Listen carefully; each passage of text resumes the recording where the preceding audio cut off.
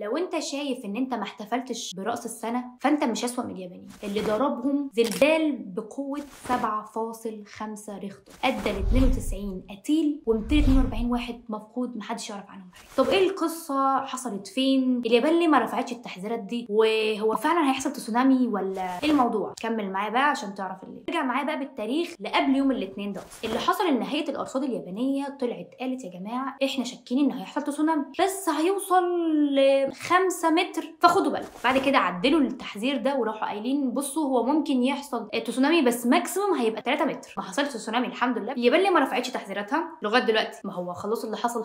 طيب هقول لك يا سيدي، اولا حسب دراسات علميه حديثه بتقول الزلزال هو اللي بيكون مسبب لتسونامي. والتسونامي ده موجه بحريه، خلينا نقول موجه بحريه، بس هي مش موجه بحريه عاديه خالص، ده بتعدي امطار امطار امطار واطول بكتير قوي من اي موجه بحريه ممكن تشوفها. في كمان حاجه يا جماعه، التسونامي مش موجه متكسره، يعني هي مش موجه بتلاقيها كبرت وبعد كده اتكسرت، ما بيحصلش. في لفظ مش بيحبوه قوي المجتمع العلمي وهو ان التسونامي هو موجات المد والجزر العاليه. طب التسونامي بيحصل فين؟ بيحصل في المناطق الساحليه. عشان كده اليابان راحت حذرت الناس وقالت لهم ابعدوا عن المناطق الساحليه وروحوا على المرتفعات. طب اليابان ليه ما رفعتش لغايه دلوقتي تحذيراتها دي من على منطقه ايشيكاوا؟ اليابان خايفه من اللي حصل في 2011. هو ايه اللي حصل في 2011؟